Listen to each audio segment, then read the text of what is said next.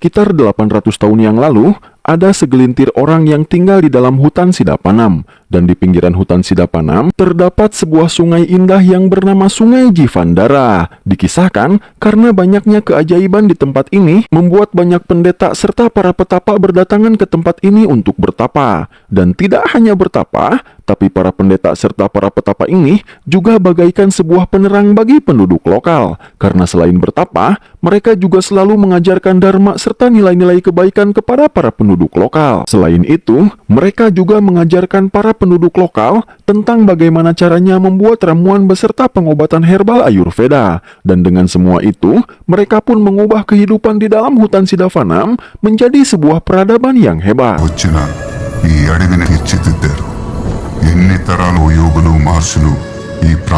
Kemudian, para pendeta serta para petapa tersebut juga mewanti-wanti agar para penduduk lokal beserta semua keturunan mereka agar tidak pernah pergi meninggalkan hutan dan tetap menjaga hutan yang penuh dengan keajaiban ini walau apapun yang terjadi. Dan di suatu hari, kedamaian kehidupan di dalam hutan Sidapanam pun harus terganggu akibat penyerangan yang dilakukan oleh suku iblis yang ingin menguasai hutan Sidapanam. Namun berkat kekuatan doa dari orang-orang bijak yang tinggal di dalam hutan tersebut, muncullah sosok Dewi Pelindung Hutan yang langsung membantai seluruh suku iblis yang menyerang hutan.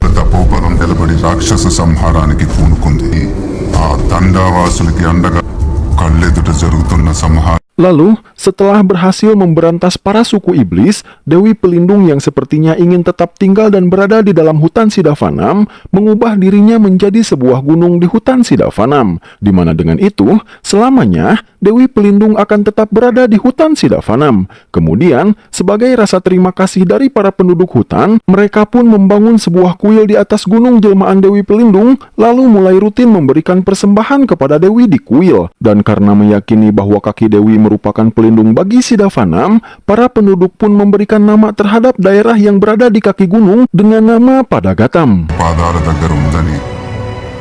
Di mana dengan adanya kuil Dewi di hutan Sidapanam, membuat banyak orang dari dunia luar tertarik untuk datang dan berdoa di kuil. Dan lama-kelamaan, orang-orang tersebut memilih untuk menetap dan tinggal di dekat kuil. Dan seiring dengan berjalannya waktu, para pendatang yang menetap di dekat kuil pun semakin bertambah. Sehingga, seiring bertambahnya penduduk yang menetap di dekat kuil, di sana mulai terbentuk sebuah desa. Dan mereka menamakan desa tersebut dengan nama Dharmastali. Dan dengan ajaran yang diberikan oleh orang-orang dari Padagatam, membuat semua orang yang tinggal di Dharmastali menjadi orang-orang yang selalu menjunjung tinggi dharma serta nilai-nilai kebaikan.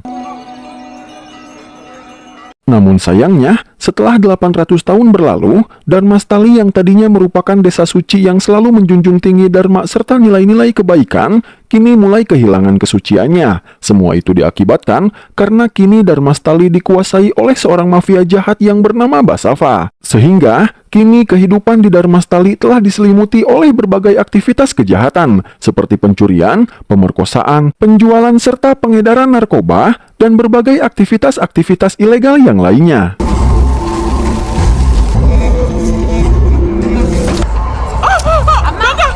Namun meski kini Dharmastali telah menjadi tempat yang dipenuhi dengan aktivitas kejahatan, tapi Padagatam yang berada di seberang sungai Jivandara tetap menjadi tempat suci yang masih menjunjung tinggi dharma serta nilai-nilai kebaikan. Selain itu, mereka juga tetap mempertahankan serta mewariskan keahlian pengobatan herbal Ayurveda secara turun-temurun.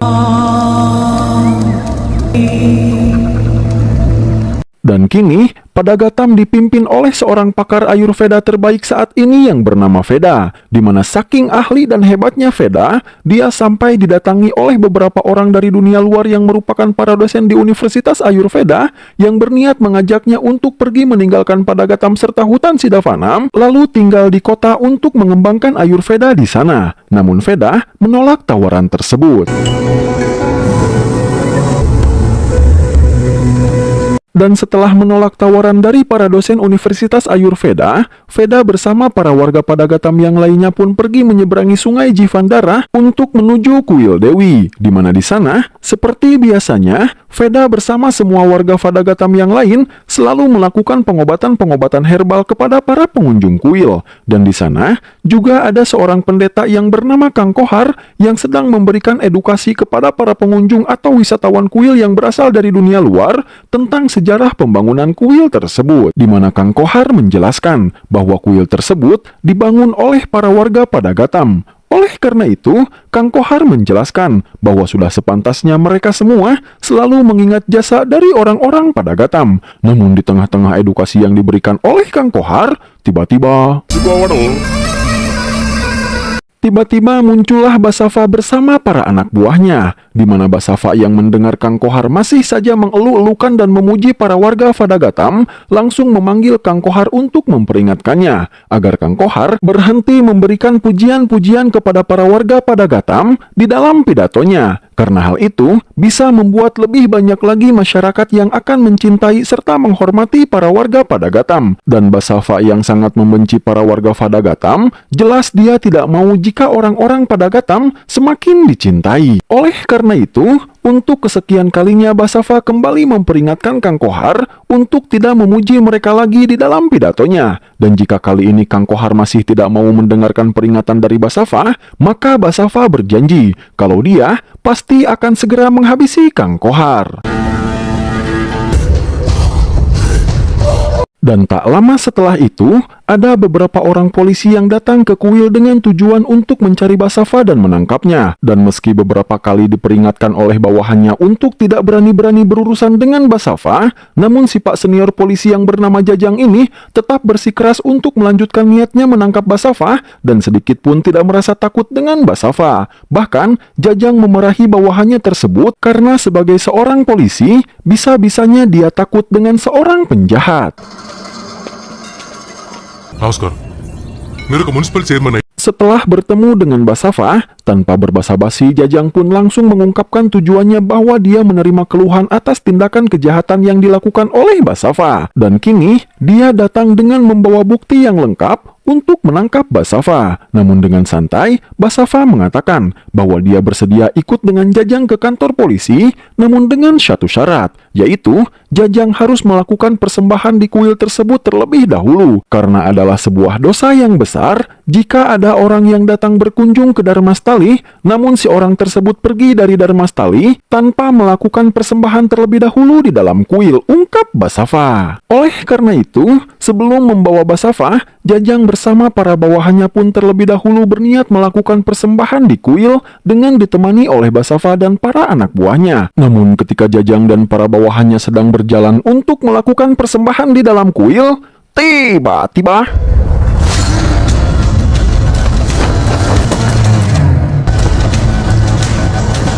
satu persatu anak buah Jajang pun dihabisi dengan rapi dan tanpa diketahui oleh para pengunjung kuil yang lainnya.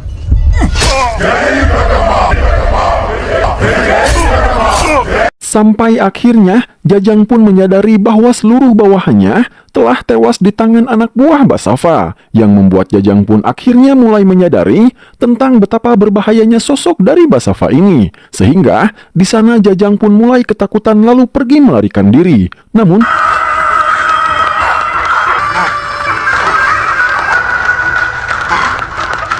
tidak semudah itu untuk bisa melarikan diri dari Basava dan para anak buahnya, sehingga Jajang pun mulai dikepung dan dikelilingi oleh Basava dan para anak buahnya, yang membuat Jajang tidak punya pilihan lain selain berlutut memohon ampunan kepada Basava. Namun jelas Basava tidak mau mengampuninya dan mengatakan bahwa sebelum Jajang telah ada banyak sekali polisi yang datang untuk menangkapnya, namun mereka semua selalu berakhir sama seperti Jajang. Dan setelah menjelaskan semua itu, Basava pun menghabak Jajang hingga dia tewas, lalu menyuruh anak buahnya untuk membuang mayat Jajang beserta para anak buahnya ke sungai Jivandara. Kemudian, Basava juga menyuruh anak buahnya untuk menghubungi salah satu anak buah terbaik Basava yang bernama Obulu untuk menyelidiki tentang siapa orang yang telah membuat laporan kepada kepolisian. Sehingga di sore harinya, ketika beberapa orang yang merupakan warga Padagatam selesai melakukan sebuah ritual di Sungai Jivandara, Tiba-tiba mereka menemukan 4 mayat polisi yang merupakan Jajang dan para bawahannya. Melihat itu, mereka pun melaporkan penemuan mayat-mayat dari para polisi tersebut kepada pimpinan mereka yaitu Veda, di mana dengan ditemukannya mayat-mayat tersebut, membuat mereka semakin pesimis dengan usaha yang mereka lakukan untuk membuat Dharmastali terbebas dari Basava, agar Dharmastali kembali menjadi tanah suci yang jauh dari aktivitas kejahatan, serta selalu menjunjung tinggi dharma dan nilai-nilai kebaikan, di mana ternyata orang-orang yang telah membuat laporan kepada kepolisian terkait Basava adalah Veda dan para warga Padagatam yang lainnya. Namun di sini, Veda berusaha menenangkan para pemuda tersebut agar mereka tetap bersabar dan tetap berusaha untuk berjuang demi mengembalikan kesucian Dharmastali. Karena Veda yakin kalau sebentar lagi akan ada sebuah pedang yang menyala yang akan menghancurkan kegelapan yang saat ini menyelimuti Dharmastali. Di mana sesaat setelah Veda mengatakan itu, tiba-tiba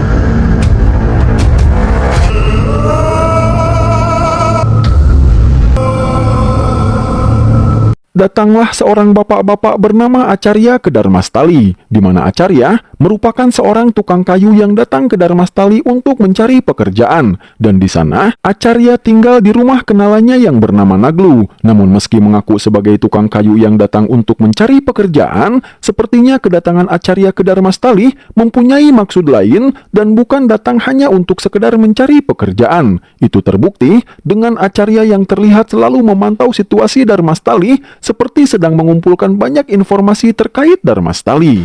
బాగానే తేలిందిరా ఇది కూడా గట్టం అసలు కాన్ రావట్లేదు నాకు కంట పడకుండా నీ వ్యాపారమే బాగుంది. Dan di sore harinya, Acarya pun berkenalan dengan tetangganya, di mana si tetangganya ini mempunyai seorang anak perempuan yang bernama Umi Devi. Dan dari tetangganya ini, Acarya mengetahui bahwa saat ini Dharmastali sedang tidak baik-baik saja, karena sekarang Dharmastali sudah dikuasai oleh orang-orang jahat. ఇక్కడికి పెద్దగా రావటం కూడా మానేశారు. వచ్చిన దగ్గర నుంచి ఆ ఊరు వాళ్ళని ఎవరిని చూడలేదు. Di keesokan harinya, ketika Veda beserta para warga Padagatam yang lainnya akan melakukan persembahan di kuil, mereka dihalangi oleh para anak buah Basava yang dipimpin oleh Obulu. Semua itu dikarenakan karena Obulu yang sebelumnya diperintahkan oleh Basava untuk menyelidiki siapa orang yang telah melaporkan Basava ke pihak kepolisian, telah mengetahui bahwa orang-orang yang telah melaporkan Basava kepada polisi adalah Veda beserta para warga Padagatam yang lainnya. Oleh karena itu, di sana Obulu memperingatkan Veda agar tidak pernah macam-macam lagi, bahkan berbuat kasar kepada Veda dengan menendang Veda.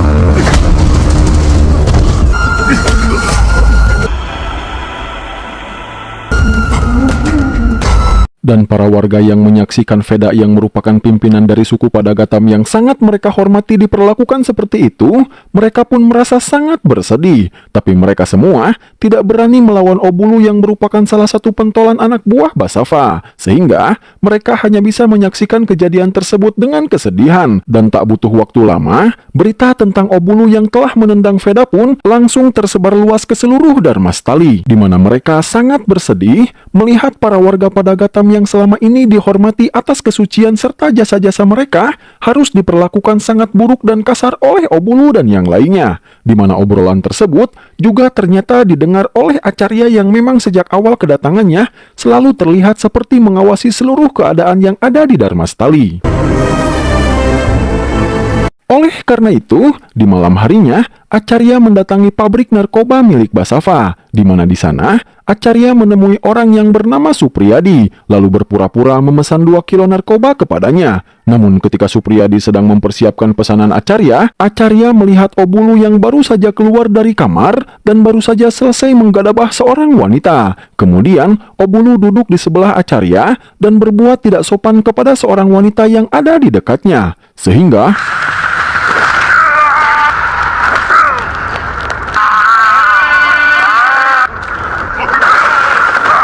membuat Acarya marah lalu mematahkan kakinya, di mana hal itu membuat semua orang colohok karena untuk pertama kalinya setelah sekian lama, kini ada orang yang berani melawan Obulu yang merupakan salah satu kaki tangan dari Basava. Lalu, di sana Obulu pun menyuruh seluruh anak buahnya untuk menghabisi orang yang telah berani menyerangnya tersebut. Sehingga, para anak buah Obulu pun langsung menyerang dan mengeroyok Acarya, orang yang telah berani membuat perhitungan dengan kelompoknya. Oleh karena itu, gedebukan pun terjadi.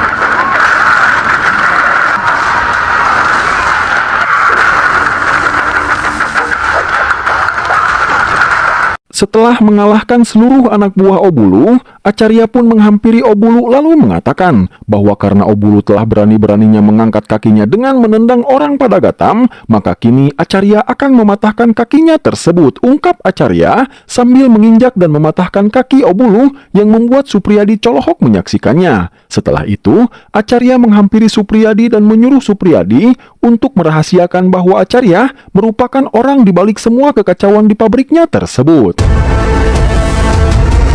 Dan di keesokan harinya, semua orang di Dharmastali pun dikagetkan ketika mereka melihat Obulu yang sedang digotong oleh orang-orang karena mengalami patah kaki dan akan dibawa ke kuil untuk diobati oleh orang-orang dari Padagatam yang sedang berada di kuil, di mana para warga desa menganggap bahwa patah kakinya Obulu adalah hukuman dari Dewi Pelindung karena Obulu telah berani-beraninya menggunakan kakinya untuk menendang orang-orang dari Padagatam. Dan sesampainya di kuil, meski sebelumnya Obulu telah berbuat kasar kepada mereka, tapi Veda dan semua warga Padagatam tetap menerima Obulu dan mengobatinya dengan baik, di mana hal itu membuat semua orang yang melihatnya termasuk Acarya menjadi semakin mengagumi serta semakin menghormati para warga Padagatam. Dan karena hal itu juga membuat Obulu tersadar akan kesalahannya, dan kini dia mulai merasakan respek kepada para warga Padagatam, sehingga kini dia pun memutuskan untuk keluar dari kelompok Basava, lalu pergi melarikan diri dari Basava dan kelompoknya. Dan setelah beberapa hari dari kepergian Obulu, Basava beserta satu pentolan kelompoknya yang lain bernama Mang Abib merasa heran karena tiba-tiba Obulu hilang tanpa kabar, sehingga Basava pun menyuruh Mang Abib untuk mengerahkan seluruh orang-orangnya untuk mencari Obulu.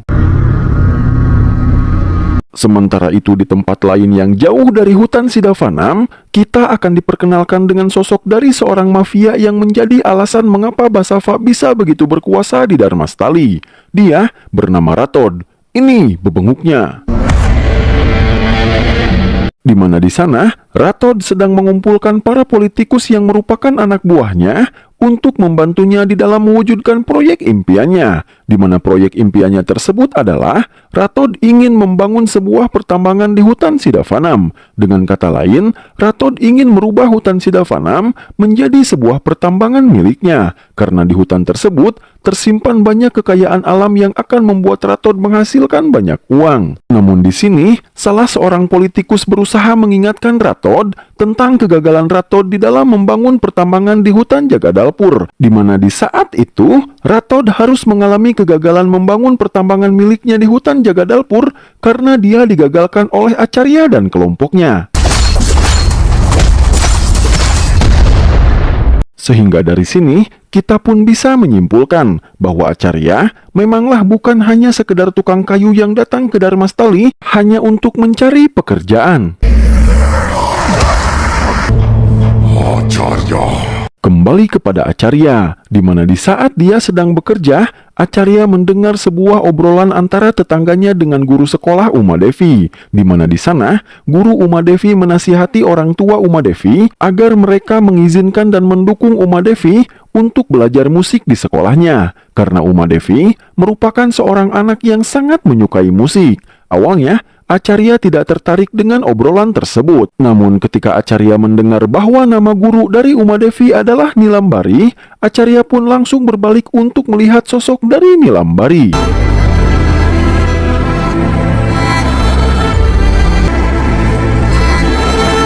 Di malam harinya, Veda beserta para warga Padagatam yang lain sedang berkeliling mencari salah seorang wanita yang berasal dari Padagatam yang tadi pagi berangkat ke sekolah, namun sampai saat ini belum juga pulang ke Padagatam, di mana ternyata si wanita tersebut masih berada di sekolah dan ditahan oleh para murid berandal sekolah yang merupakan anak buah dari Basafa, di mana di sana murid-murid berandal tersebut bermaksud untuk menggadabah si wanita tersebut secara bergantian. Namun ketika orang pertama yang merupakan pimpinan dari para murid berandal tersebut mendatangi tempat si wanita disekap untuk menggadabahnya, ternyata si wanita tersebut sudah tidak ada dan kabur melarikan diri. Sehingga si pimpinan para berandal ini pun menyuruh seluruh anak buahnya untuk mencari si wanita. Sementara si wanita sedang bersembunyi di balik pohon besar di sekitaran sekolahnya. Dan agar dia tidak terlihat, si wanita pun mematikan api yang menyala di sebuah patung di dekatnya. Namun,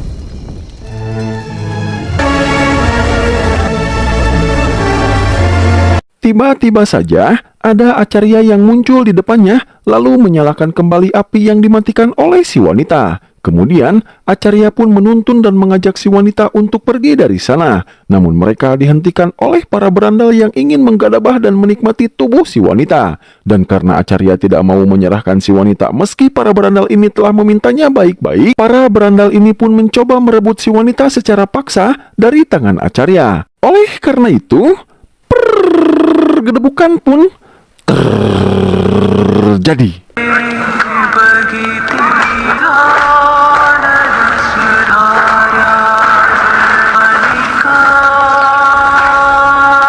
Dan seperti biasanya, Acarya bisa mengalahkan semua musuh-musuhnya dengan sangat mudah. Namun karena kini musuh-musuhnya merupakan para siswa di sebuah sekolah, Acarya pun tidak memberikan luka serius kepada mereka dan hanya membuat mereka ketakutan saja. Setelah itu, Acarya pun menasihati para pemuda tersebut, lalu pergi untuk mengembalikan si wanita kepada keluarganya. Di keesokan harinya, Uma Devi yang akan berangkat ke sekolah musiknya kembali meminta ayahnya untuk membelikannya sebuah seruling. Karena saat ini, seluruh teman di kelasnya sudah mempunyai seruling dan hanya Uma Devi yang belum memilikinya. Namun setiap kali Uma Devi meminta dibelikan sebuah seruling, ayahnya selalu beralasan dan seolah tidak mau membelikan Uma Devi sebuah seruling. Oleh karena itu, Uma Devi pun tidak jadi berangkat ke sekolahnya dan memutuskan untuk duduk berdiam diri sambil merenung di depan tempat Acarya bekerja. Melihat kesedihan di raut wajah Uma Devi, Acarya pun bertanya tentang alasan mengapa Uma Devi bersedih, di mana setelah mengetahui penyebab masalahnya, Acarya pun membuka tasnya untuk membawa sebuah seruling pemberian dari temannya dahulu.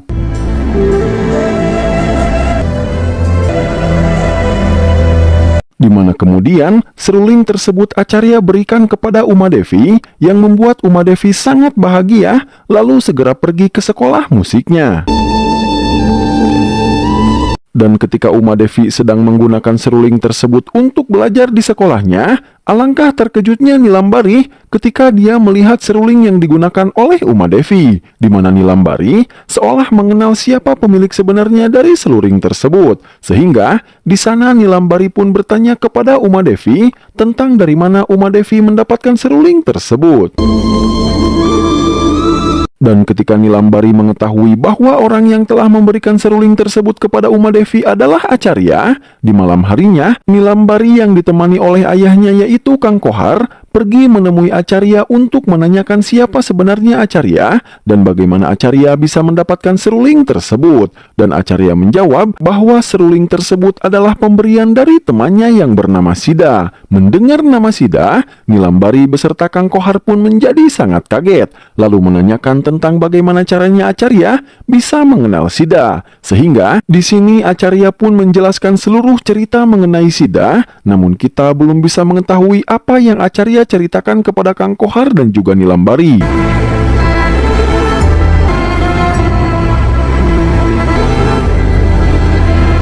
Di mana setelah mengetahui seluruh cerita dari Acarya, Nilambari pun pulang dengan raut wajah yang sedih. Lalu, di sana Acarya mengatakan kepada Kang Kohar bahwa menurut cerita yang Acarya dengar dari Sida, Dharmastali itu adalah sebuah desa yang menjunjung tinggi dharma serta nilai-nilai kebaikan.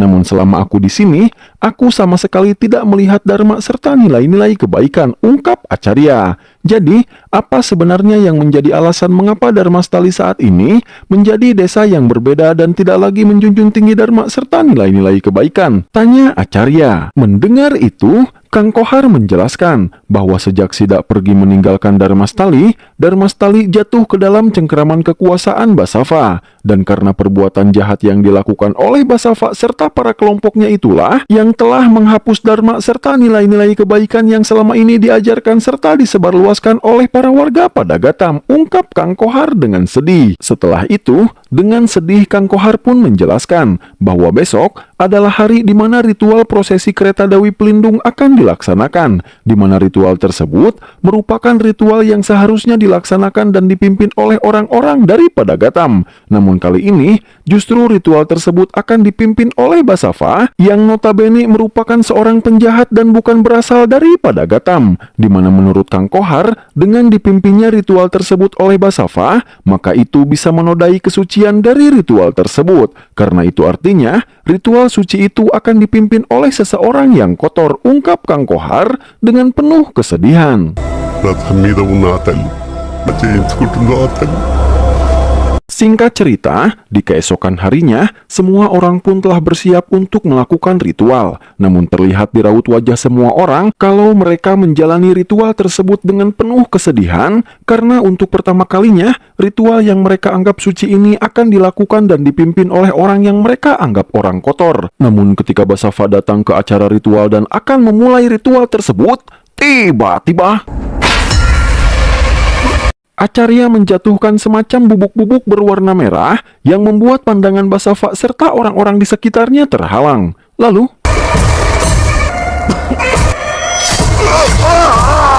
melukai tangan Basava. Melihat itu, Kang Kohar pun menjadi mempunyai sebuah alasan untuk melarang Basava memimpin ritual tersebut. Karena menurut budaya mereka, memimpin ritual tersebut dengan tangan yang dipenuhi dengan darah, itu adalah sebuah dosa yang besar. Oleh karena itu, Kang Kohar pun meminta Basava untuk merelakan dan membiarkan orang lain yang memimpin ritual tersebut. Dan Kang Kohar menggunakan kesempatan itu untuk menyuruh orang-orang dari Padagatam memimpin ritual tersebut. Sehingga dengan itu, Kang Kohar beserta semua warga pun akhirnya bisa menjalankan ritual tersebut dengan bahagia, karena ritual tersebut akhirnya dilaksanakan dan dipimpin oleh orang yang seharusnya.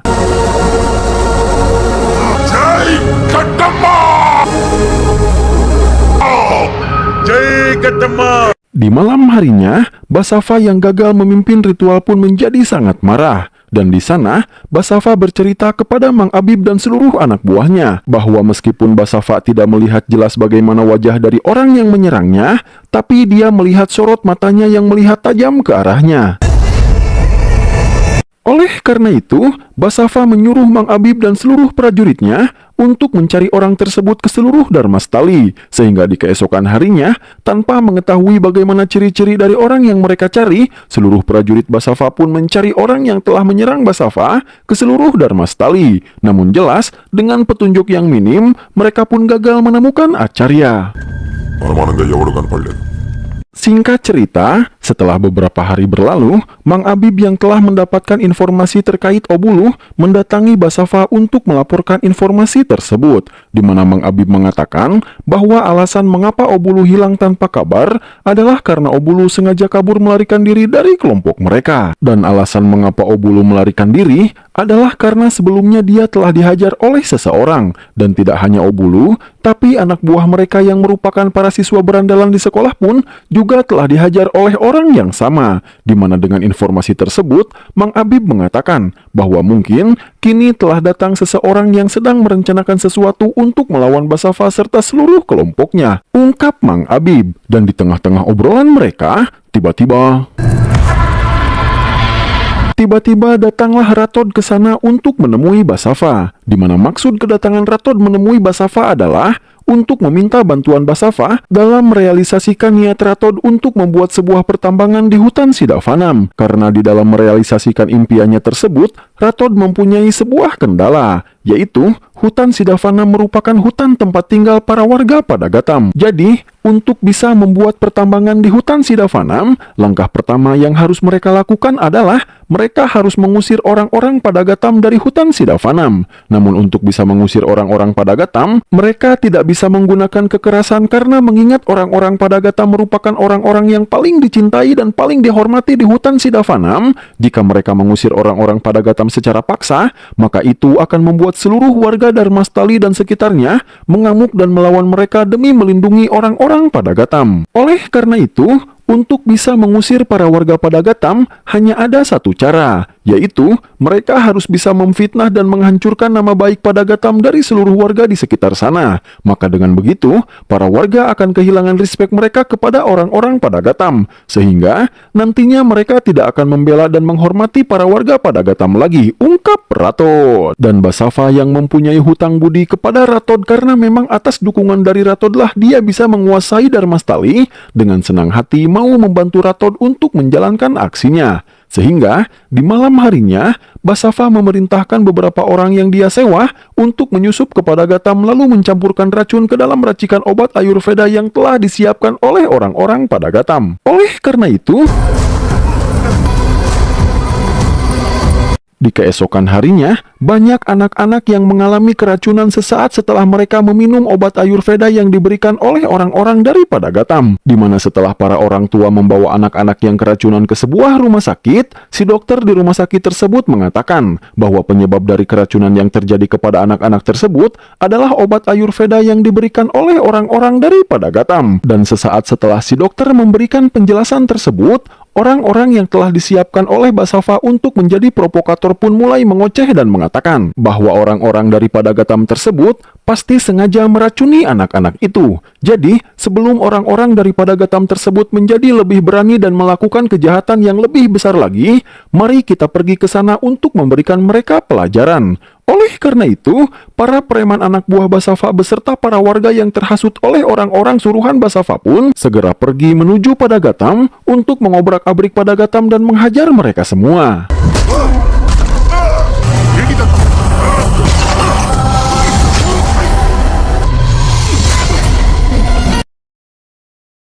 Dan di malam harinya, berita tentang keracunan yang terjadi kepada anak-anak serta pemukulan terhadap orang-orang Padagatam pun sampai di telinga Acarya. Sehingga, Acarya pun segera menemui Supriyadi yang kini telah berubah menjadi orang baik, meski masih bekerja kepada Basava. Di mana di sana, Acarya bertanya kepada Supriyadi tentang kronologi mengapa keracunan kepada anak-anak tersebut bisa terjadi. Lalu, Supriyadi menjelaskan bahwa beberapa hari yang lalu, ada beberapa warga asing yang telah memasuki desa Darmastali. Dan atas perintah dari Basava, orang-orang tersebut telah menyusup dan telah mencampur racun terhadap minuman Ayurveda yang telah disiapkan oleh Padagatam untuk memfitnah orang-orang dari Padagatam tersebut, ungkap Supriyadi.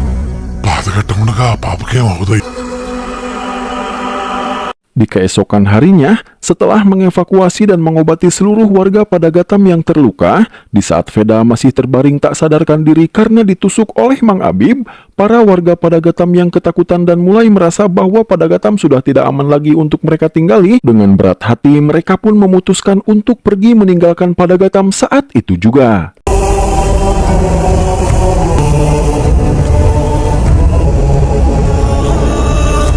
Sementara itu di kediaman Basava, dengan berbahagia Basava pun menelpon Ratod untuk memberitahu Ratod bahwa rencana mereka telah berjalan sesuai dengan rencana. Dan kini, orang-orang Padagatam telah memutuskan untuk pergi meninggalkan Padagatam. Sehingga, mereka sudah bisa memulai pengerjaan pembuatan pertambangannya mulai minggu depan, ungkap Basava. Namun sesaat setelah Basava mengatakan itu, tiba-tiba Mang Abib datang menghadap Basava, lalu mengatakan bahwa orang-orang yang disuruh Basava untuk mencampur racun terhadap ramuan Ayurveda dari orang-orang Padagatam kini telah menyerahkan diri ke kantor polisi.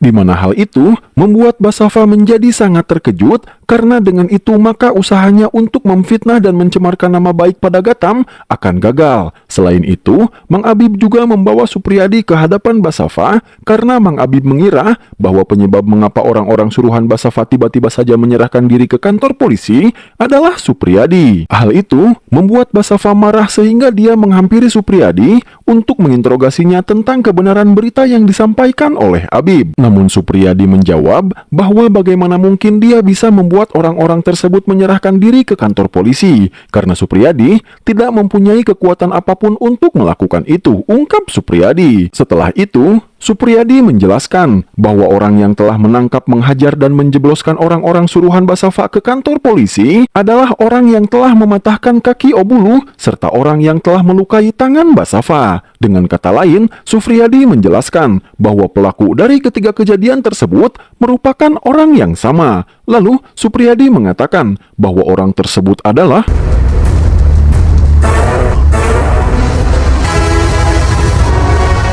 seorang pendatang baru yang merupakan seorang tukang kayu bernama Acarya, ungkap Supriyadi. Mendengar itu, Basafa pun langsung menyuruh Kang Abib untuk segera pergi membawa pasukan untuk menangkap orang yang bernama Acarya. Kembali kepada para penghuni Padagatam yang sedang dalam perjalanan untuk meninggalkan Padagatam serta hutan Sidavanam, di mana di sana mereka dihentikan oleh Acarya yang memohon kepada mereka agar mereka semua tidak pergi meninggalkan Padagatam. Namun mereka semua tidak mau mendengarkan Acarya karena mereka takut dan merasa bahwa Padagatam sudah tidak aman lagi untuk mereka tinggali, sehingga mereka merasa kalau mereka akan celaka jika terus memaksa tinggal di Padagatam. Dan di tengah-tengah obrolan mereka semua,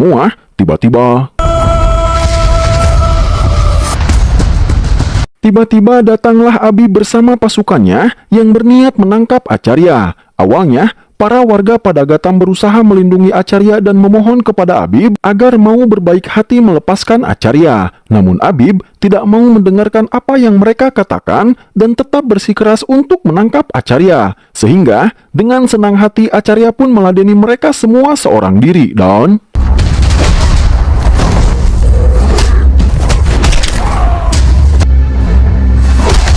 melihat kekuatan Acarya, para warga Padagatam pun colohok seakan tak percaya. Dan karena perlawanan dari Acarya, membuat Abib semakin marah lalu menyuruh prajuritnya untuk menyerang Acarya.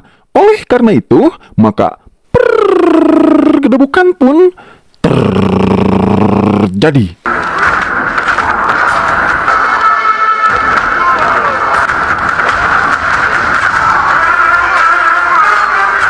Setelah seluruh anak buahnya dikalahkan tanpa perlawanan, akhirnya Abib pun maju untuk menantang Acarya duel 1 lawan 1. Namun,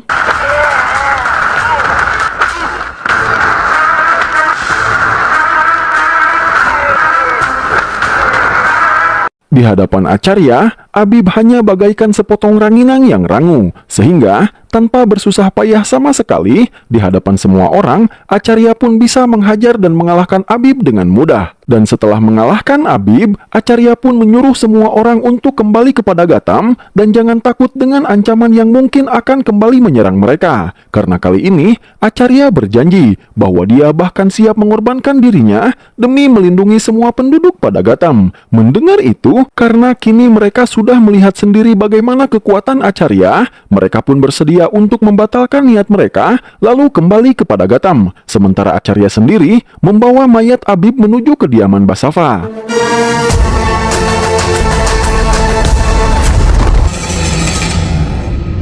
Dan alangkah terkejutnya Basafa ketika tiba-tiba Acarya datang ke kediamannya dengan membawa mayat Abib. Dan melihat sorot mata Acarya, Basafa pun menyadari bahwa Acarya merupakan orang yang telah melukai tangannya pada saat perayaan tempo hari. Lalu, di sana Basafa bertanya kepada Acarya tentang siapa sebenarnya Acarya dan apa yang menjadi tujuan Acarya datang ke Dharmastali. Lalu Acarya menjawab bahwa dia adalah Acarya dan tujuannya datang ke sana adalah untuk melindungi Dharmastali serta Padagatam dan untuk mengembalikan Dharmastali menjadi sebuah desa yang selalu menjunjung tinggi dharma serta nilai-nilai kebaikan. Kemudian, Basafa kembali bertanya tentang memangnya apa hubungan Acarya dengan Dharmastali serta Padagatam sampai-sampai Acarya mau mengorbankan dirinya demi melindungi Dharmastali serta Padagatam. Mendengar itu, untuk menjawab pertanyaan Basafa, Acarya pun mengatakan sebuah syair, yaitu hutan ilahi di satu sisi, air suci di sisi yang lainnya, dan Padagatam ada di tengah-tengah keduanya. Setiap butir pasir mengandung sebuah cinta yang tak terbatas, sebuah cinta yang akan menjagamu dan aku sampai kita mati, ungkap Acarya. Di mana ungkapan syair Acarya tersebut membuat Basafa kaget sehingga dia terduduk lemas, karena syair tersebut mengingatkan Basafa dengan seseorang. Dimbia vibe ನಡುಮ ಪಾದಗಟ್ಟ ಅನು ಈ ನನ್ನು ಕಟ್ಟೆತ್ತುದವರೆಗೂ. Dan seseorang tersebut adalah Sida. Bersamaan dengan itu, Acarya pun pergi meninggalkan Basava yang sedang termenung. Dan bersamaan dengan itu juga, kita pun dibawa ke dalam sebuah flashback masa lalu Acarya serta Basava, di mana bertahun-tahun yang lalu, di saat orang-orang Padagatam sedang berkeliling di dalam hutan untuk mencari tanaman obat, pimpinan Padagatam di saat itu yang bernama Adana menemukan seorang bayi yang tergeletak di atas batu. Sehingga, Adana pun memutuskan untuk membawa bayi tersebut, meski sebenarnya di saat dia akan kembali pulang dengan membawa bayi tersebut, Adana melihat orang yang telah membuang bayi tersebut sedang bersembunyi di balik pohon. Namun Adana tidak mempersoalkan hal itu dan pergi pulang membawa bayi tersebut lalu merawat dan membesarkannya dengan penuh kasih sayang. Dan Adana memberikan nama kepada bayi tersebut dengan nama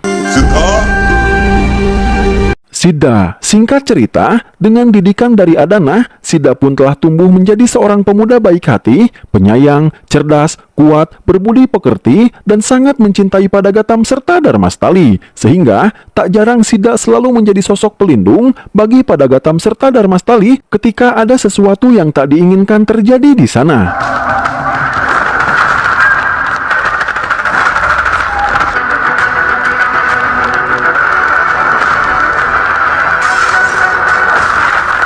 Namun meski Sida merupakan orang yang kuat, tapi Sida juga merupakan orang yang baik hati. Itu terbukti ketika Sida telah berhasil menangkap dan menghajar sekelompok pencuri. Bukannya memberi mereka hukuman, Sida justru malah mengajak mereka untuk diberikan sebuah pembinaan dan pelajaran agar kelak mereka berubah menjadi orang yang lebih baik dan meninggalkan perbuatan kotor mereka. Sehingga, dengan adanya Sida, Basava yang sejak dulu ingin menguasai Dharmastali pun tidak berani merealisasikan niatnya, karena Basava takut kepada Sida. Oleh karena itu, di saat Sida masih ada di Dharmastali, Basava hanya bisa menjadi orang munafik yang berpura-pura baik di hadapan semua orang, padahal dia mempunyai keinginan untuk melenyapkan Sida karena ingin menguasai Dharmastali. Selain itu, kebaikan, kehebatan, dan kesempurnaan Sida membuat putri Kangkohar yaitu Nilambari menjadi sangat mengagumi dan mencintai Sida. Dan di suatu hari, Sida yang merupakan murid cerdas yang satu kelas dengan Nilambari didatangi oleh Kangkohar yang ingin meminta bantuan Sida untuk menasihati Nilambari. Karena di saat itu, Nilambari yang masih muda merupakan seorang gadis yang sangat nakal. Dan dengan nasihat dari Sida, Kangkohar berharap kalau Nilambari akan berubah menjadi lebih baik. Oleh karena itu, Sida pun pergi mendatangi rumah Kangkohar untuk mencari Nilambari guna memberikannya sebuah nasihat. Tapi tiba-tiba, Sida melihat Nilambari yang sedang luluran, dan melihat Nilambari dengan kondisi yang seperti itu membuat Sida menyadari akan kecantikan dari Nilambari. Sehingga di sana Sida pun mulai merasakan deg-degser kepada Nilambari. Oleh karena itu, alih-alih menasihati Nilambari, Sida pun malah kembali pergi meninggalkan rumah Kangkohar dengan hati yang berbunga-bunga. Dan di suatu hari, ketika Sida sedang melatih para pemuda desa bergulat, Nilambari yang berniat mendekati Sida pun datang ke tempat latihan dan meminta Sida untuk melatihnya bergulat. Sehingga, dari sini, mereka berdua pun menjadi semakin dekat dan akhirnya berpacaran.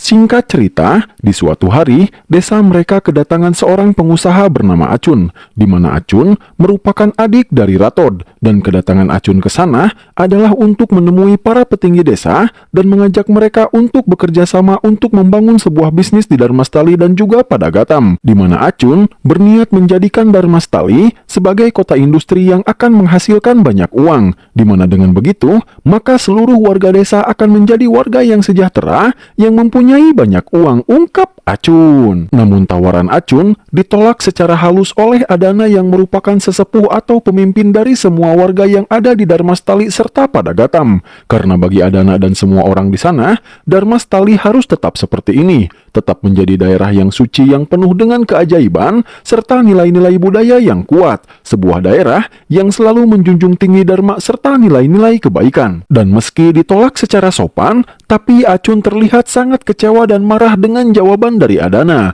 Namun di sana, Acun ditenangkan oleh Sida, dan Sida memberikan Acun beberapa nasihat lalu meminta maaf kepada Acun karena mereka tidak bisa menerima tawaran dari Acun. Kemudian, Sida menyuruh Acun untuk pergi dengan halus. Dan setelah Acun pergi, Basafa pergi menghampiri Acun di tempatnya, di mana di sana, Basafa yang memang sudah sejak lama ingin berkuasa dan ingin menguasai seluruh Dharmastali, mengajak Acun bekerja sama, di mana Basafa mengatakan bahwa dia siap membantu Acun di dalam mencapai tujuannya di Dharmastali, dan sebagai gantinya, Acun harus menjadikan Basafa sebagai penguasa di Dharmastali, yang bisa mengatur seluruh Dharmastali di genggaman tangannya, di mana setelah Acun serta Basafa sepakat untuk saling bekerja sama, dengan bantuan dari Basafa, di malam harinya, Acun pun mengerahkan beberapa anak buahnya untuk membangun industri yang dia inginkan. Namun ketika para anak buah Acun memulai pembangunannya,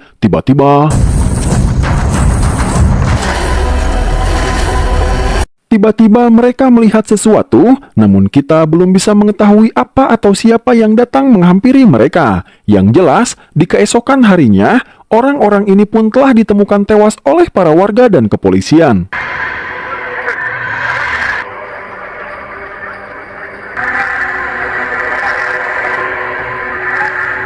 Sementara itu di tempatnya, Acun yang telah mendengar kematian para anak buahnya, melaporkan kejadian tersebut kepada kakaknya yaitu Ratod. Namun ketika Acun sedang menelpon Ratod, tiba-tiba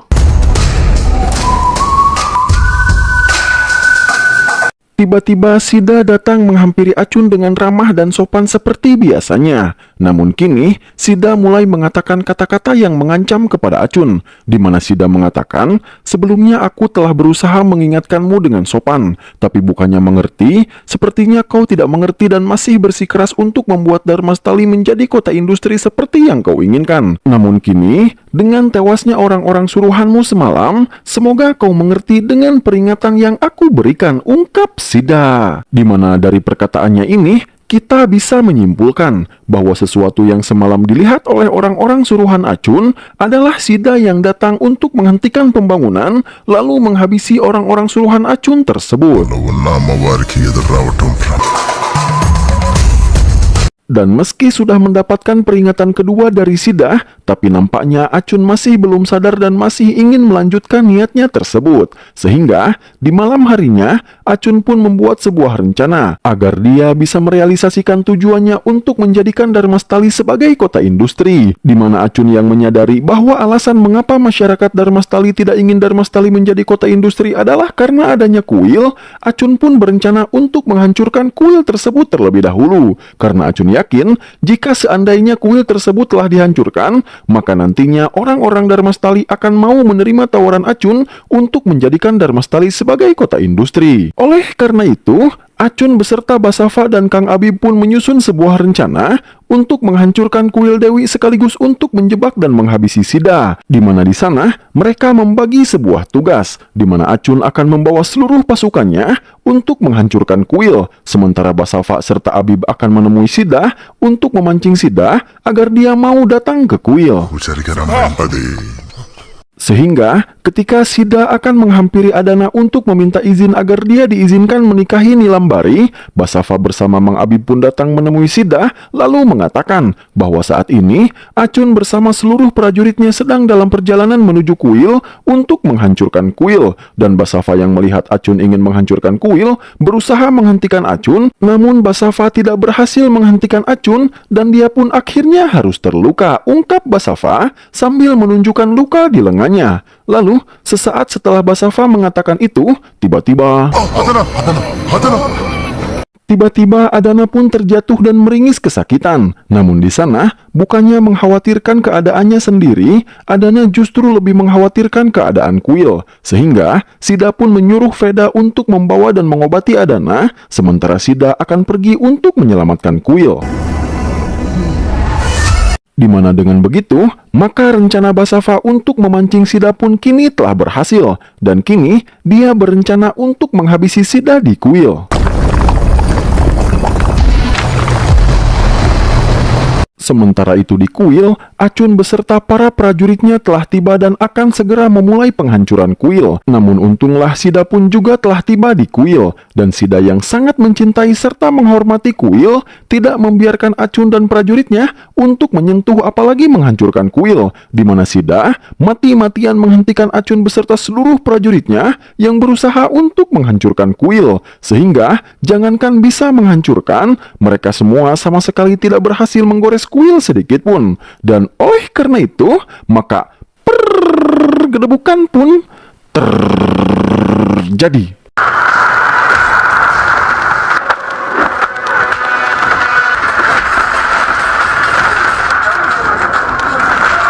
Dan dengan kehebatan serta kekuatannya, seorang diri Sida pun mampu menahan dan mengalahkan Acun beserta seluruh anak buahnya. Namun di tengah-tengah pertarungannya, Basava pun datang menghampiri Sida dengan menutup wajahnya. Lalu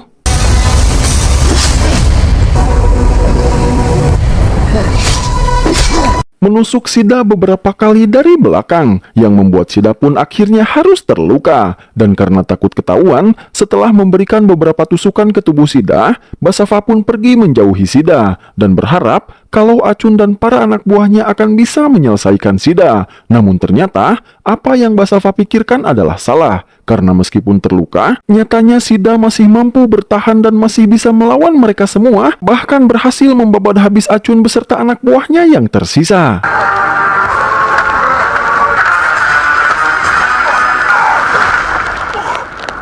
Namun setelah berhasil mengalahkan mereka semua, Sida yang sudah tidak kuat lagi menahan luka di tubuhnya pun mulai ambruk dan terjatuh. Dan bersamaan dengan itu, Adana yang sedang mendapatkan perawatan dari Veda dan yang lainnya pun juga tidak bisa terselamatkan dan harus meninggal dunia. Sementara itu, Basava yang melihat Sida ternyata masih bisa bertahan, berniat menghampiri Sida untuk menghabisinya saat itu juga. Namun tiba-tiba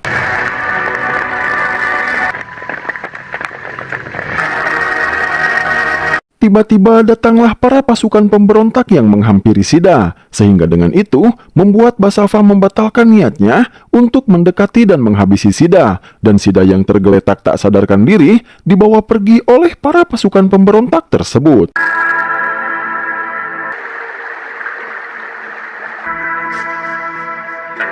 Singkat cerita, setelah beberapa hari berlalu, Sida yang sebelumnya terkapar tak sadarkan diri setelah ditikam oleh Basava, kini akhirnya dia telah pulih dan mulai tersadar. Dimana setelah dia kembali tersadar, Sida yang merasa asing dengan orang-orang di sampingnya serta tempat di mana dia saat ini berada, bertanya kepada salah satu anggota pasukan pemberontak yang menyelamatkannya yang bernama Bose, tentang siapa mereka dan di mana dia berada saat ini. Dan Bose menjawab bahwa Sida tidak usah khawatir, karena saat ini dia sedang bersama orang-orangnya. Mendengar itu, Sida pun ngehuleng karena dia tidak mengerti dengan apa yang dikatakan oleh Bose. Sehingga Bose pun menceritakan kisah yang sebenarnya, dan kita pun dibawa ke dalam sebuah flashback.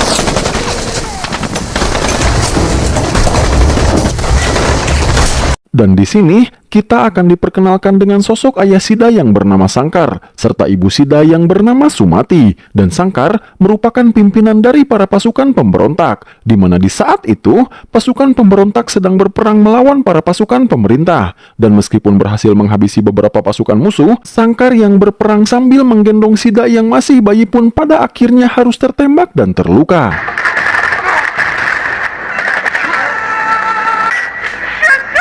Melihat Sangkar terluka, Sumati pun panik dan berusaha mendekati Sangkar untuk melihat keadaannya. Namun,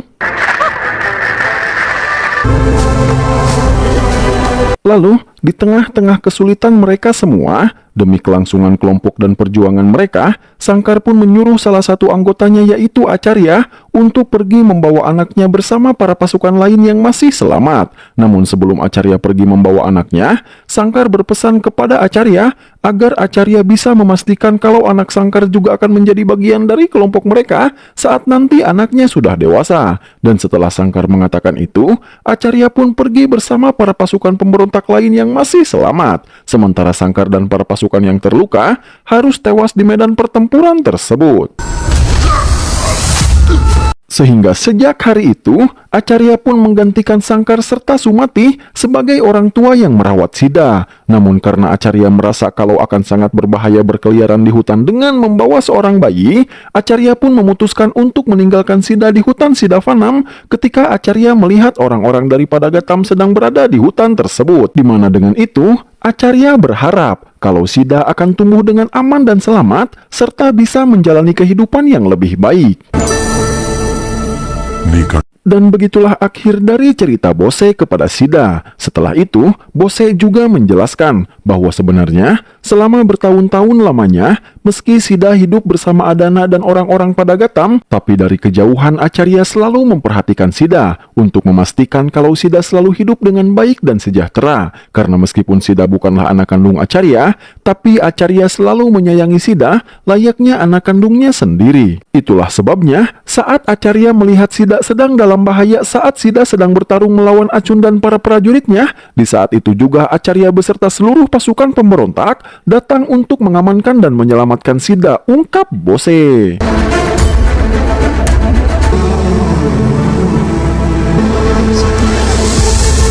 Oleh karena itu, di saat Sida bertemu dengan Acarya untuk pertama kalinya, Sida pun langsung berterima kasih dan memeluk Acarya, karena selama ini Acarya telah menjaganya. Kemudian, di sana Acarya mengatakan bahwa selama ini Acarya serta seluruh pasukannya telah menunggu kedatangan Sida kembali ke dalam kelompoknya, karena hal itu merupakan keinginan serta permintaan terakhir dari ayah Sida yaitu Sangkar. Oleh karena itu, sejak hari itu, Sida pun memutuskan untuk bergabung dengan kelompok tentara pemberontak sesuai dengan keinginan ayahnya. Dan meski pada awalnya Sida merupakan seorang prajurit baru dan belum berpengalaman, tapi dengan bakat dan kehebatan alamiah yang sudah tertanam di dalam dirinya, perlahan Sida pun bisa menjadi salah satu anggota pasukan terhebat di dalam kelompok tersebut.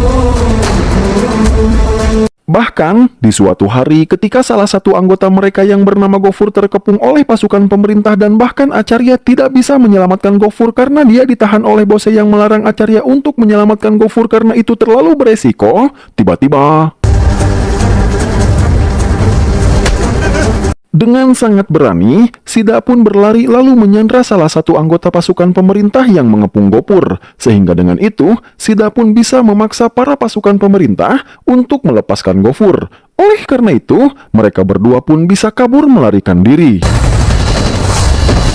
Di malam harinya, alih-alih mendapatkan pujian, Sida justru diberi teguran oleh Bose atas tindakan nekatnya dalam menyelamatkan Gofur tadi siang, di mana Bose mengatakan bahwa apa yang dilakukan oleh Sida barusan adalah salah, karena dengan tindakan nekatnya, itu bisa membuat keselamatan kelompok yang lainnya terancam. Jadi, menurut Bose dan menurut aturan dari kelompoknya, meski berat tapi akan lebih baik membiarkan satu anggota mereka tewas daripada harus menyelamatkan satu anggota yang bisa saja membuat semua anggota kelompok lainnya celaka. Namun Sida menjawab bahwa apa yang dilakukannya tadi siang itu adalah sebuah tindakan refleks yang didasari oleh dharma serta nilai-nilai kebaikan yang selama ini dipelajari oleh Sida dari orang-orang Padagatam, di mana menurut dharma serta nilai-nilai kebaikan yang selama ini dia pegang teguh bahwa dia tidak mungkin membiarkan seseorang berada dalam bahaya, sehingga ketika seseorang berada dalam situasi yang bahaya, dia pasti akan menolongnya, ungkap Sida yang membuat Acarya tersenyum bangga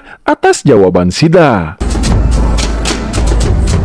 Di keesokan harinya, Sida, Acarya, serta seluruh pasukan pemberontak pun kembali melanjutkan perjalanan serta petualangan mereka untuk mengelilingi hutan dan memberantas setiap ketidakadilan di setiap tempat yang mereka lewati. Namun di dalam perjalanannya, Sida selalu merindukan Nilambari kekasihnya, sehingga tak jarang Sida selalu membayangkan dan berhalusinasi seolah dia sedang melihat Nilambari.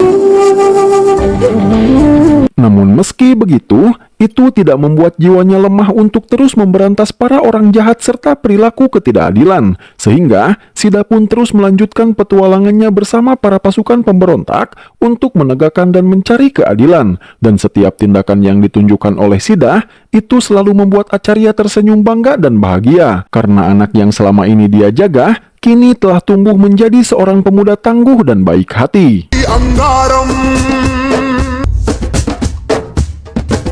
Lalu, di suatu hari mereka pun melewati sebuah daerah di dalam hutan Jagadalpur, di mana di sana semua warga di daerah tersebut sedang menangis bersedih. Melihat itu, mereka pun bertanya kepada para warga di sana tentang masalah apa yang sedang menimpa para warga di sana sehingga mereka terlihat begitu bersedih dan putus asa. Lalu, para warga di sana pun menjelaskan bahwa hutan Jagadalpur tempat tinggal mereka telah dihancurkan untuk dibuat sebuah pertambangan. Di mana karena akibat dari pertambangan tersebut membuat tanah serta air yang ada di hutan tersebut menjadi beracun yang membuat banyak warga di sana mengalami keracunan dan terserang penyakit. Tidak hanya itu, tapi orang-orang pertambangan pun juga menyeret setiap pemuda di desa itu secara paksa untuk dipekerjakan di pertambangan.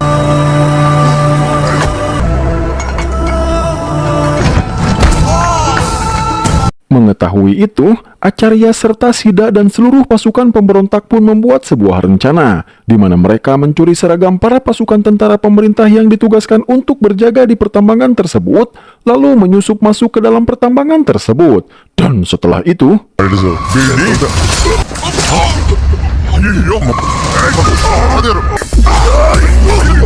mereka pun menyerang dan menghabisi seluruh preman serta pasukan tentara pemerintah yang berjaga di pertambangan tersebut. Sehingga dengan itu, pada akhirnya, mereka pun bisa menyelamatkan seluruh warga yang dipekerjakan secara paksa di pertambangan tersebut, lalu meledakkan dan menghancurkan seluruh pertambangan. Di mana dengan itu, para pemuda itu pun bisa dikembalikan kepada keluarga mereka masing-masing, yang membuat seluruh warga di hutan Jagadalpur kembali berbahagia. Sementara itu di tempat lain, pemilik pertambangan yaitu Ratod sangat marah dengan apa yang terjadi kepada pertambangannya di hutan Jagadalpur. Dan karena kemarahannya tersebut, Ratod pun menyewa seorang bos preman yang bernama Kila dan menugaskan Kila untuk pergi menghabisi Acarya serta pasukannya karena telah berani-beraninya menghancurkan pertambangannya. Kembali kepada Sida, di mana di sana Sida melihat para anak-anak di desa yang sedang memainkan sebuah permainan puzzle yang mereka temukan di pertambangan. Dan ketika Sida membantu anak-anak tersebut untuk memasangkan puzzle-puzzle tersebut, Sida pun menyadari bahwa target hutan yang akan dijadikan pertambangan selanjutnya adalah hutan Sidavanam. Mengetahui itu, Sida pun langsung menghadap Acarya untuk meminta izin kepada Acarya karena Sida berniat kembali kepada Gatam untuk menjaga Padagatam dari orang-orang yang berniat menjadikan Padagatam serta seluruh hutan Sidapanam menjadi sebuah pertambangan. Dan Acarya yang mengetahui bahwa target hutan selanjutnya yang akan dijadikan pertambangan adalah hutan Sidavanam yang merupakan hutan tempat di mana Sida dibesarkan, langsung mengizinkan Sida untuk kembali agar Sida bisa menjaga Padagatam serta seluruh hutan Sidavanam dari orang-orang yang berniat mendirikan sebuah pertambangan di sana. Oleh karena itu, tanpa berlama-lama, Sida pun segera pergi berangkat untuk kembali ke hutan Sidavanam. Dan untuk memastikan kalau Sida akan kembali ke Padagatam dengan selamat, Acarya pun menugaskan dua anggotanya untuk pergi menemani Sida sampai Sida melintasi hutan Jagadalpur.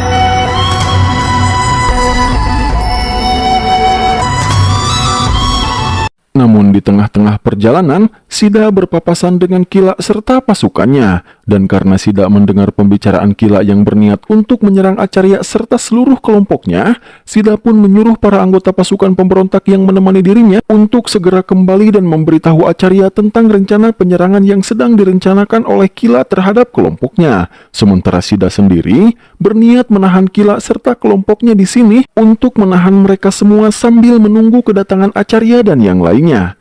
Oleh karena itu,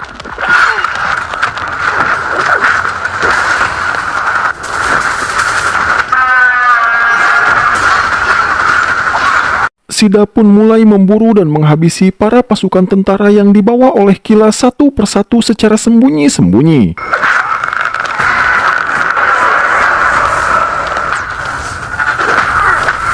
Meskipun pada akhirnya, keberadaan Sida pun dapat diketahui oleh Kila serta pasukannya. Sehingga, yang tadinya Sida hanya bertarung dan menghabisi mereka diam-diam, kini Sida pun mulai menghadapi mereka secara terbuka. Dan oleh karena itu, maka pergedebukan pun terjadi.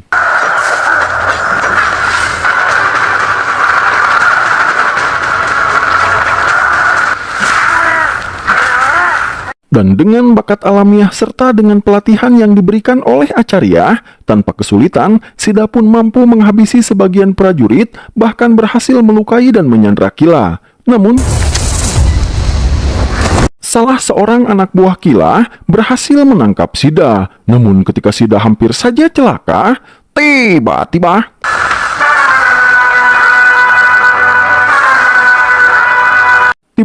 Acarya pun datang dengan epik, lalu menolong Sida. Sehingga dengan itu, Sida pun dapat diselamatkan. Dan dengan kedatangan Acarya, Sida yang bekerja sama dengan Acarya pun bisa membantai para pasukan musuh dengan mudah, meskipun mereka kalah jumlah.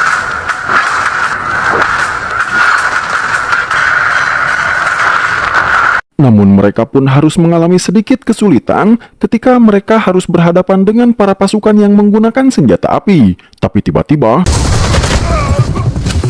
seluruh pasukan pemberontak pun akhirnya telah tiba di sana dan berhasil menangani beberapa prajurit musuh yang menggunakan senjata api. Dan dengan kedatangan mereka, pergedebukan serta peperangan pun kembali berlanjut. Dan di tengah-tengah Acarya serta Sida yang mampu mendominasi pertarungan, Sida pun melihat Kila yang sedang membidik Acarya dengan sebuah senjata. Sehingga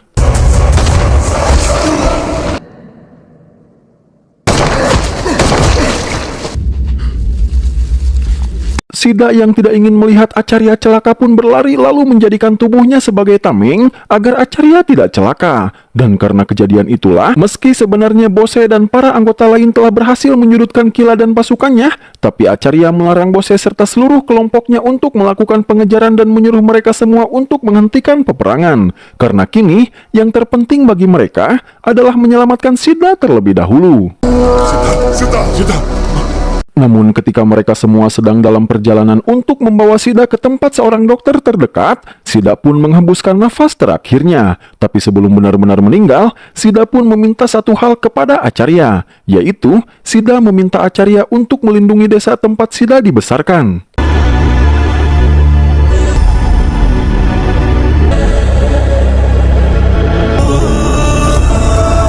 Oleh karena itu, di hadapan mayat Sida, Acarya pun berjanji kalau dia akan pergi ke Dharmastali dan menjelma menjadi sosok malaikat pelindung yang akan melindungi Dharmastali serta Padagatam dari seluruh orang-orang jahat yang berniat buruk terhadap Dharmastali dan Padagatam serta seluruh hutan Sidavanam.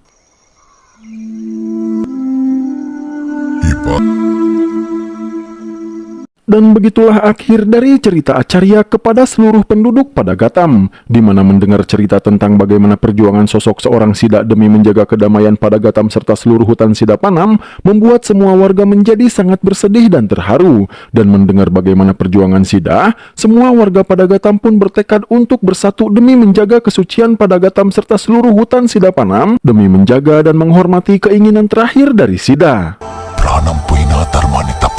Sementara itu di tempat lain, Ratod serta Basava sedang berdiskusi dan merencanakan sesuatu untuk merealisasikan keinginan Ratod yang ingin menjadikan hutan Sidavanam sebagai pertambangan miliknya. Di mana karena Basava merasa bahwa semua penduduk yang ada di Dharmastali serta Padagatam akan selalu menghalangi niat Ratod yang ingin menjadikan hutan Sidavanam sebagai sebuah pertambangan, maka Basava pun mengajak Ratod untuk menghabisi semua masyarakat yang ada di Dharmastali serta Padagatam, agar nantinya tidak akan ada orang lagi yang akan menghalangi rencana mereka. Dan untuk merealisasikan pembantaian massal tersebut, Basava pun menjelaskan rencana pembantaian tersebut kepada Ratod, bahwa 3 hari lagi, seluruh masyarakat desa akan merayakan hari inkarnasi Dewi Pelindung. Jadi, mereka bisa memanfaatkan hari perayaan tersebut untuk membantai seluruh masyarakat desa sekaligus di saat mereka sedang melakukan perayaan. Namun masalahnya, rencana pembantaian tersebut tidak akan berjalan sesuai rencana jika mereka belum bisa menangani Acarya, karena Acarya pasti akan menghalangi rencana mereka, ungkap Basava. Mendengar itu, Ratod pun mengatakan bahwa Basava tidak usah khawatir mengenai Acarya, karena Ratod sudah mempunyai rencana untuk menangani Acarya, di mana rencana tersebut adalah Ratod akan melaporkan keberadaan Acarya kepada para polisi. Karena mengingat bahwa Acarya yang merupakan seorang pimpinan pasukan tentara pemberontak, maka sudah pasti Acarya merupakan seorang buronan yang paling dicari baik oleh kepolisian maupun para tentara pemerintahan. Dan singkat cerita, ketika hari perayaan inkarnasi Dewa Pelindung telah tiba, dengan laporan yang diberikan oleh Ratod, para pasukan tentara pemerintahan beserta para polisi yang sudah lama mencari Acarya serta para pasukan pemberontak pun datang mengepung kediaman Acarya di Dharmastali. Sehingga dengan begitu, Acarya pun akhirnya bisa ditangkap lalu dibawa untuk diamankan oleh para aparat tentara serta kepolisian. Dan pada saat yang bersamaan, Veda dan yang lainnya pun telah bersiap lalu berangkat menuju tempat perayaan. Sementara di sisi lain, Ratod serta Basava pun telah mempersiapkan seluruh pasukan tempur mereka untuk membantai seluruh masyarakat desa di tempat perayaan nanti. Kembali kepada Acarya yang sedang di dalam perjalanan menuju kantor polisi, di mana di saat para polisi serta tentara tersebut merasa bahwa mereka telah berhasil menangkap Acarya sang pimpinan tentara pemberontak,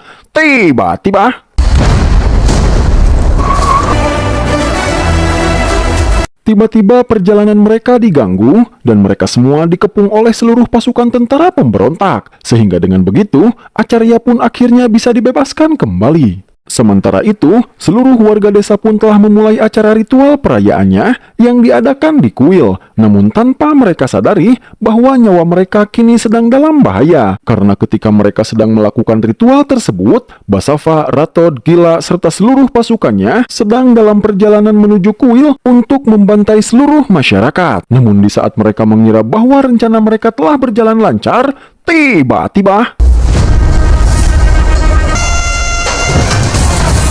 Tiba-tiba Acarya pun muncul kembali, lalu membantai seluruh pasukan Basava serta Ratod yang berniat membantai para warga desa. Dan oleh karena itu, maka gedebukan pun terjadi.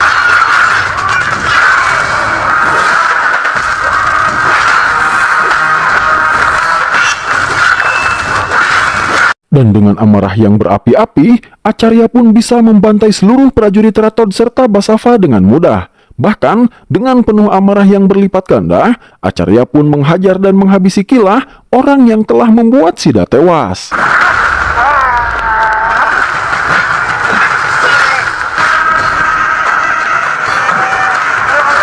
Namun ketika Acarya telah berhasil mengalahkan Gila serta seluruh kroco dan berniat masuk ke dalam kuil untuk mencari Basava serta Ratod, tiba-tiba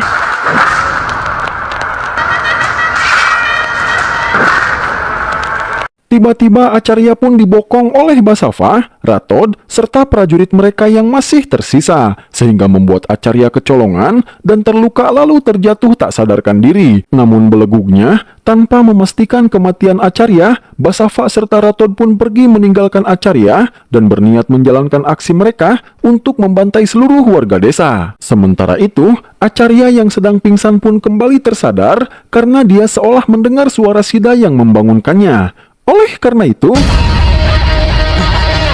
Acarya pun kembali bangkit, lalu menghadang Ratod dan yang lainnya yang sedang berjalan untuk menghabisi seluruh warga desa. Melihat Acarya, seluruh pasukan Basava pun langsung berinisiatif menyerangnya. Namun jelas Acarya bisa mengalahkan mereka semua sekaligus dengan mudah. Dan karena seluruh prajuritnya sudah terbantai tak tersisa, Basava pun turun tangan langsung untuk melawan Acarya. Namun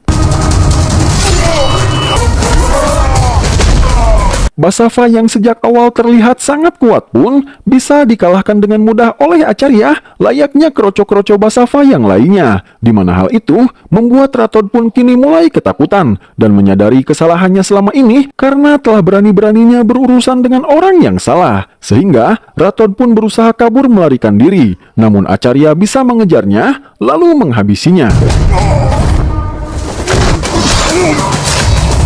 Setelah itu, Acarya pun kembali menghampiri Basava yang masih hidup, lalu menghajarnya di depan seluruh masyarakat. Kemudian, Acarya pun mengangkat tubuh Basava, lalu berjalan mendekati tombak Dewi. Dan setelah itu, setelah kematian Basava, Acarya pun seolah melihat bayangan Sida yang tersenyum dan seolah mengucapkan terima kasih kepadanya. Dan oleh karena itu, maka film pun sudah berakhir.